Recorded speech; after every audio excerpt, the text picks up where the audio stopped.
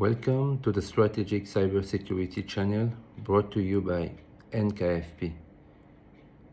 If you are new here, thanks for turning in. We are glad to have you. Today, we are going to talk about the legacy infrastructure in traditional banks.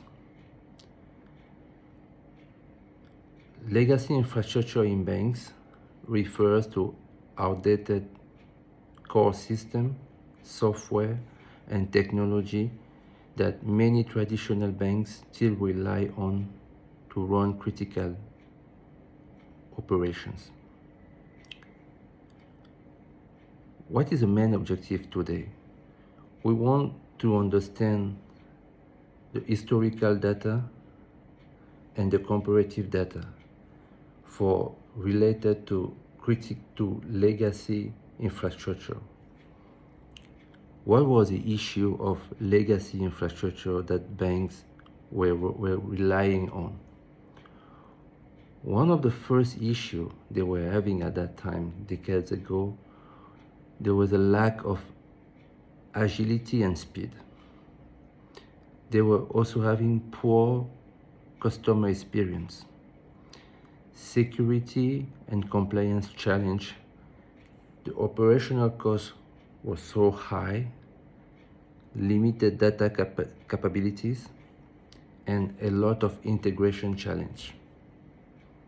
At the same time, what was the cybersecurity risk they were having once running on those legacy platforms? The first obvious was they were running outdated security protocol. At that time, unpatched software, no API governance, the data was fragmented across many silos, and there was a lot of third-party risk. So at this time, there was a big challenge on running such legacy infrastructure for bank. What the switch, they start to say, okay, we need to modernize, to streamline our process, to get more revenue, to attract more customers.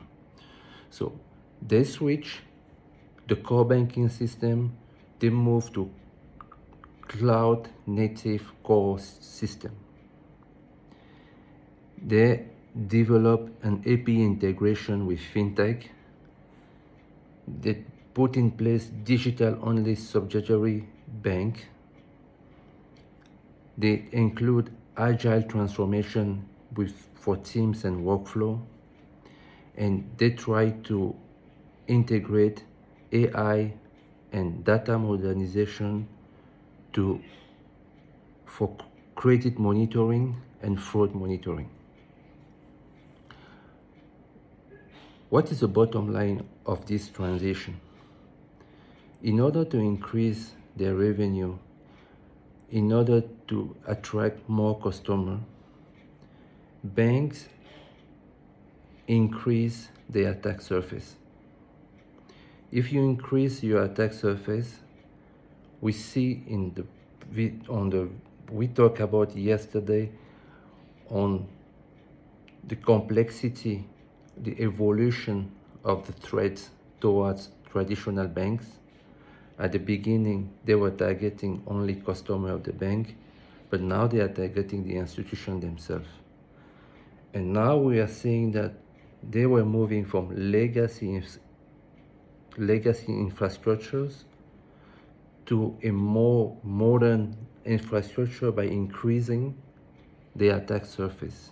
Once you increase your attack surface, you increase the attack venue for the institution. And at this time, your virtual CISO or your CISO must lay out a strong cybersecurity strategy.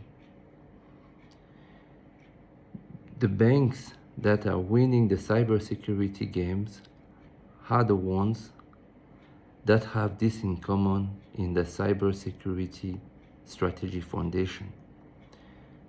They have a strong access inventory, strong configuration management, change control, and data inventory. Aim with this, a bank cybersecurity shall be a business enabler for the bank who are winning the cybersecurity game, because cybersecurity is ingrained in all the process of the banks, and at the end, if a data breach occurs in a bank that have a strong cybersecurity foundation, the impact of the data breach will be minimal, and they will have a minor breach. Banks that are not winning the cybersecurity game have this in common. They don't have a good access inventory and the foundation, no configuration management, no change control, no data inventory. These processes are not robust. And when the processes are not robust, when a data breach occurs, it will be a major data breach. The critical data of customer will be stolen and be sold in the darknet. Thank you.